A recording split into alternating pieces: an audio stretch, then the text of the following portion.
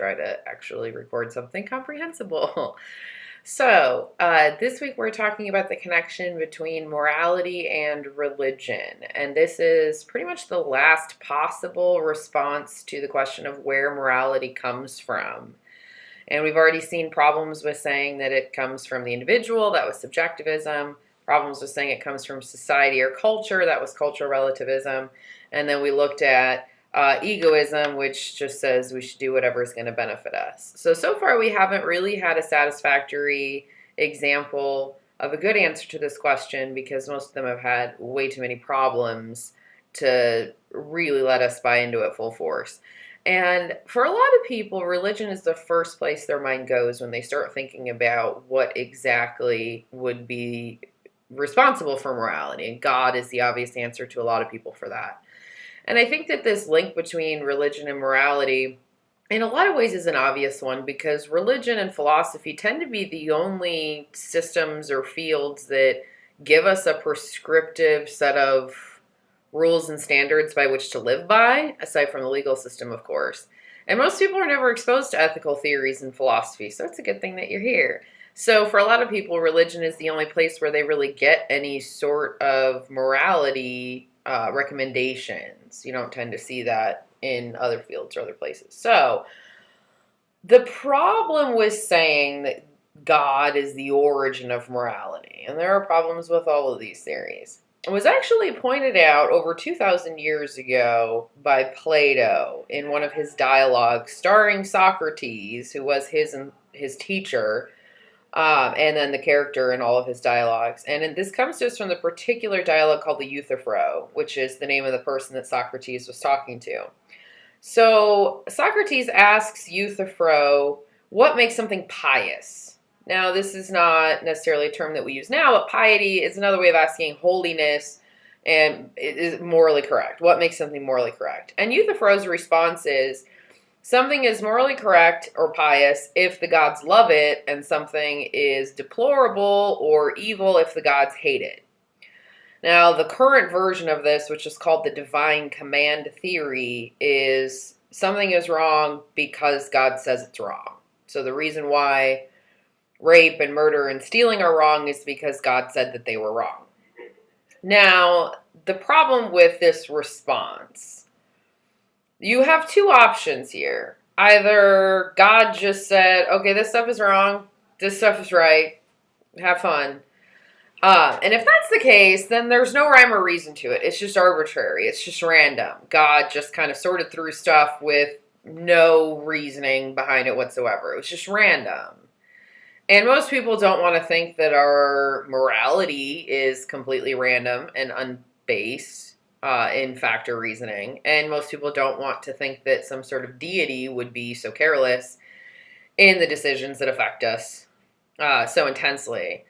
Now, if it's wrong just because God said so, then that means God could say anything, and that would make it right or wrong. So tomorrow, God could send out a giant tweet to the world and say, hey guys, from now on, rape and murder are morally right, and it's morally wrong to be patient and charitable and to help others. Now, the majority of us, I would hope, would not go out and start murdering and killing one another because we would still think that it was morally wrong to do so. Moreover, if you happen to have this immediate aversion to that statement and to say, well, God would never say that rape and murder were okay because those things are wrong and God wants us to do the right thing. So God wouldn't tell us to do something that's bad. And if you have that reaction, then notice what that means. That you think those actions are wrong independently of what God might say about it. So even if God says that they're wrong, you're still going to say, well, no, God wouldn't tell me to do that because those things are bad. Well, that means that they're not just bad just because God said so. Because if they were, then whatever God says goes. So it seems like instead of it being wrong just because God said so, it's wrong, or the reason God said that it was wrong is because it actually is. So there were actual solid reasons and evidence and justification to put rape and murder in the morally wrong category and to put being kind and patient and loving in the morally good category. There were reasons for that. There was evidence and justification. Now, if that's the case, then that gives our morality a lot stronger of a foothold and we feel more confident in it. It also gives us the type of deity that people who believe in a deity would want, one that is intelligent and well thought out and all these other things. But notice the bad thing about this side too. Those reasons and justifications and evidence, that's what makes those actions wrong, not God saying so. So it's not wrong because God said it's wrong. God said it was wrong because it actually is.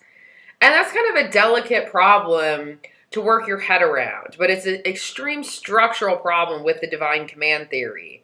And on the one hand, if it's wrong just because God said so, then it's arbitrary and we don't want that. And on the other hand, if God said it's wrong because it actually is, then God is not the origin of morality. Those reasons that God said it was wrong, those are the things that make morality right and wrong. And we still don't know what those are. So we're either left with a very unsatisfactory view of our moral foundation and of a deity, or we're left with maybe a satisfactory answer, but the consequence is that the reasons are what make it wrong, not God, and that we don't really know where those reasons come from, so we still don't know the origin of morality. So this is a delicate structural problem.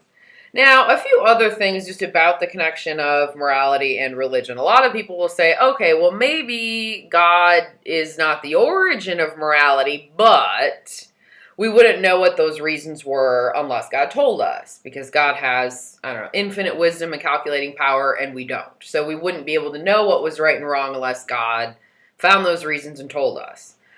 Well, one of the issues with that is keep in mind that people existed and lived together effectively for extremely long periods of time before the idea of one big God that was responsible for all that stuff came about. And presumably they had some sort of moral system. Since the very beginning, people probably figured out that you can't really live together effectively if you are killing and raping and stealing from one another. Not only that, but there are plenty of people who are atheists who are extremely moral people and try very hard to do the right thing. And they don't have any religious motivation whatsoever. And they don't believe in a God, let alone look to God for guidance. One of the tough things about this is trying to determine what God wins. Because there are still literally thousands of deities that people believe in currently, and a lot of these people have believed in for a much longer period of time than the Judeo-Christian Islamic God, which is the same God, by the way. So you have to determine, okay, well, which God gets to share the morality with us that we're supposed to follow. Now, of course, everybody wants to think that it's their God, the one that they believe in. But one thing that you need to understand is that everybody on the planet is equally convinced that whatever their religious convictions are correct, and that yours are the ones that are wrong. And one of the whole mysteries about God is that we cannot prove or disprove existence for any deity that anybody may believe in. And when we're getting contradictory evidence about how we're supposed to live, given these multiple gods to choose from, it makes it kind of impossible for us to really pinpoint where this morality would be handed down to us from. And even if we could pick just one deity, whose interpretation of that God wins? Because that's even more possible divergences than the amount of deities. I mean, look at Christianity alone. You've got thousands of different denominations that all have very different beliefs on some of these moral rules, right? That's sort of the debate about same-sex marriage and about abortion or birth control and sex before marriage, all that kind of stuff, all over the map, right, on whether they think it's morally acceptable or not. So even if we could pinpoint a deity, which we can't, we certainly can't pinpoint whose interpretation of that deity we need to follow, which makes it difficult. And even if you pick a sacred text, there's still a lot of things that are open to interpretation, which is partly why you have so many denominations. So it becomes difficult for us to really, really try to buy into this.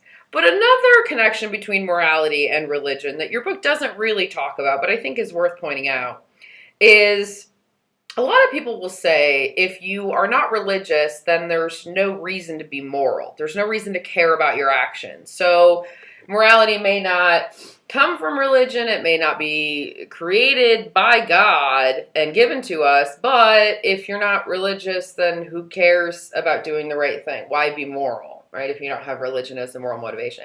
Now, a lot of people think, well, because it's the right thing to do and we have to live together cooperatively and I don't want people to do that to me. And over the next several weeks after this week, we're going to see a lot of possible answers as to why we should be moral and why we should care. But I think that another interesting thing worth pointing out here is a lot of people who are religious may say that their motivation to do the right thing comes from the punishment of hell or the promise of heaven. And that's a pretty good motivator, right? I mean, if you think that you're going to be judged and sent to hell for all eternity or rewarded and you get heaven forever, that's a pretty good motivation to do the right thing. Now, even if that might be a good motivator from the sense of actually getting you to do the right thing, is that really a good motivator from a moral standpoint? It seems to me that that's an incredibly selfish reason to behave correctly. Basically, it's like the child who just wants to avoid getting a spanking or a timeout or whatever. So they only decide not to hit their sibling because they don't want to get punished. It has nothing to do with any sort of understanding that you're not supposed to hit your sibling and you need to be kind. There was a story recently about a cop who busted a meth lab or something that they didn't know was there. He was going for like some, disturbance noise violation call or something. And apparently all these people in this meth house had kind of like gunned each other down. And he gets there, everybody's dead, and there are duffel bags full of cash, which he put in his truck to take to evidence. Now, he had a duffel bag with about $1 million in it in his car, and he went home and didn't take it to evidence. And then he realized that he still had it in his car, and he took it into evidence the next day. And everybody said, we didn't even know that this money was here. You totally could have kept it, and nobody would have known. And he was on the news, and they asked him why he didn't take the money. And his response was, well, I'm a year away from retirement, and I didn't want to do anything that might jeopardize my ability to get my pension. Now, people kind of touted him as like this hero that did the right thing, but I don't think that way at all, because he literally admitted that the only reason why he didn't turn it in is because he didn't want to get caught and end up not getting his retirement fund. And that's not a good reason, right? I mean, a better reason would have been, it wasn't my money. It was the right thing to do. I have a code of ethics I have to uphold as a police officer and all these other things. No, he just didn't want to get caught. So if our only motivation to do the right thing that comes from religion is to avoid hell and to gain heaven, then that's the same sort of a thing. It seems like we should want people to be virtuous people and to do the right thing morally because it's the right thing to do, not just because they want to benefit from it or avoid being punished for it. Now, I'm not saying that that's the only place that motivation can come from with religion. A lot of people belong to a religion or a church specifically because they want to give back, and that warrants and provides a lot more opportunities than maybe a secular world would. And that's fine. So I'm not making some blanket statement. But if we really want to investigate if it is the best place to get moral motivation or the only place to get moral motivation, what exactly is that motivation that we're getting? So we're kind of left with this open-ended question of where morality comes from. I don't have the right answer for you, and anybody that claims that they do is just in denial or totally unaware of the problems with their viewpoint. There are good things and bad things about all of them. So after this, we're going to switch gears and we're going to start talking about the possibilities of another ethical frame of mind. We're going to start talking about how do we know what we should do in any given situation, why we should care about doing the right thing and being moral, and some of these are going to kind of hint at where morality comes from as well. So make sure that you understand this connection between morality and religion, particularly the divine command theory and the big structural problem. Is it wrong just because God said so, or does God say it's wrong because it actually is? Your quiz will be up by the time this is up. Next week, we're talking about utilitarianism, which is a very long word with an unreasonable amount of I's. And we are skipping over chapter 6. We're going to come back to that in a couple of weeks. And for next week, you have 2 chapters assigned, 7 and 8. So make sure that you read both of those.